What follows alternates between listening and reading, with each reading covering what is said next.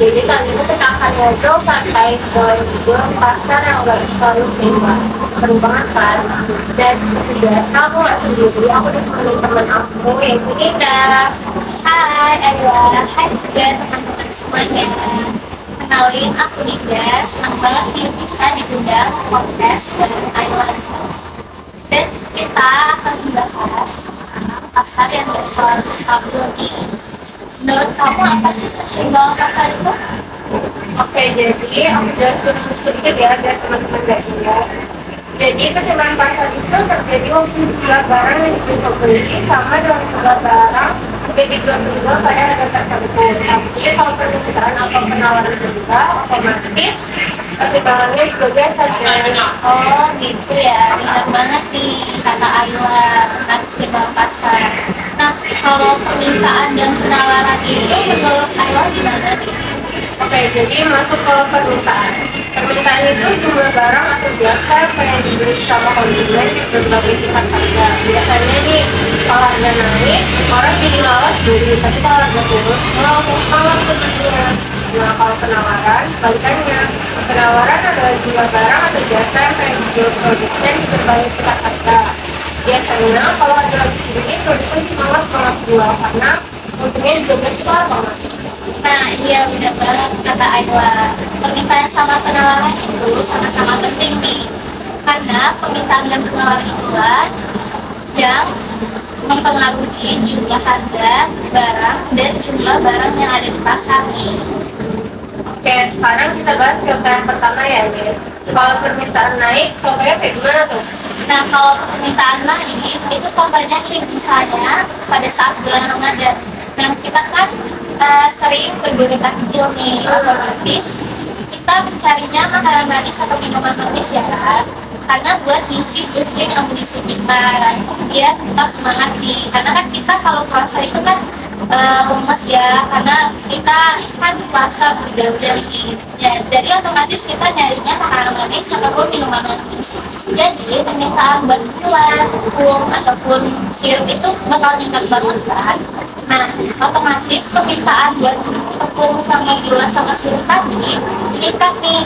Nah, jadi karena orang banyak pengen belinya, otomatis harganya bakal naik.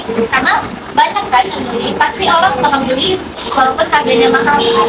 Nah, jadi produsen itu bakal nambah barang produksinya buat pasar supaya kita kebutuhannya tercukupi atau cukup buat di pasar itu. Nah, itu deh contoh buat permintaan. Kalau permintaannya malah turun, gimana tuh sebenarnya? Nah, kalau permintaannya turun ini kebalikannya dari bertambahnya permintaan tadi. Kalau permintaannya turun, nih misalnya kan tren sekarang udah pada berubah ya kan. Nah, misalnya sekarang trennya lagi matcha. Sekarang lagi trennya matcha kan. Si latte atau kopi itu kan jadinya dikurangi atau dikit nih sekali peminatnya karena orang beralih pada matcha latte tadi karena tren sekarang kan. Nah, otomatis permintaan buat latte itu atau kopi itu turun karena orang pada nyari matcha. Jadi otomatis karena latte itu turun, kurvanya geser ke kiri. Nah, kalau geser ke kiri itu artinya barangnya banyak tapi permintaannya sedikit, jadi otomatis harganya bakal turun gitu deh kalau buat berkurangnya permintaan. Oke, kalau penawarannya naik, itu gimana? Nah, kalau penawarannya naik, ini contohnya sekarang kan zaman teknologi ya, zaman era mode 5.0. Nah, sekarang kan pada banyak pakai teknologi nih. Nah, dulu petani itu kan menggunakan cara yang manual ya buat manen sesuatu, manen hasil dari kebun atau sawahnya kan. Nah, sekarang tuh kan ada namanya teknologi. Nah, teknologi ini petani itu sekarang panennya menggunakan mesin. Jadi otomatis karena menggunakan mesin itu kan menghemat waktu ya, jadi otomatis barang yang atau hasil panennya itu jadi banyak karena memakai mesin itu kan jadi lebih banyak deh barangnya. Jadi kalau misalnya penawarannya berkurang, gimana sih contohnya? Nah, kalau berkurangan penawarannya ini sering banget nih terjadi pada kalangan pasar. Nah, contohnya pada berkurangan penawaran itu pada saat gagal panen cabai. Nah, gagal panen cabai ini mungkin karena faktor cuaca yang buruk gitu atau kondisi alamnya yang gak menentu, jadi gagal panen cabai. Nah, karena gagal panen cabai tersebut, otomatis dalamnya tersebut jadi sedikit kan, atau cabai tersebut jadi dikit atau langka di kalangan pasar. Nah, karena langka di kalangan pasar, padahal masyarakat tuh masih banyak yang pengen beli cabai.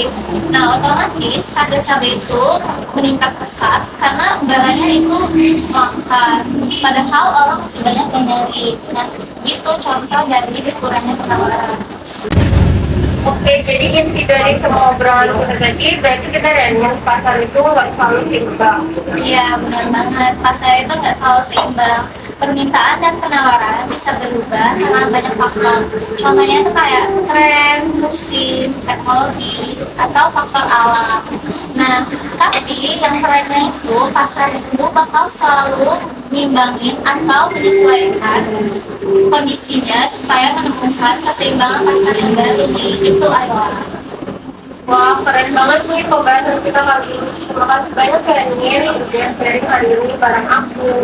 Ya, sama-sama. Senang banget bisa sharing pada kalian semua tentang keseimbangan pasar dan kasus tentang permintaan dan penawaran kalian. Semoga bisa bermanfaat bagi kalian semua. Oke, semuanya. Saya Ninda. Saya Ayla, kita tutup obrolan hari ini. Sampai ketemu di obrolan-obrolan selanjutnya. Bye-bye. See you guys.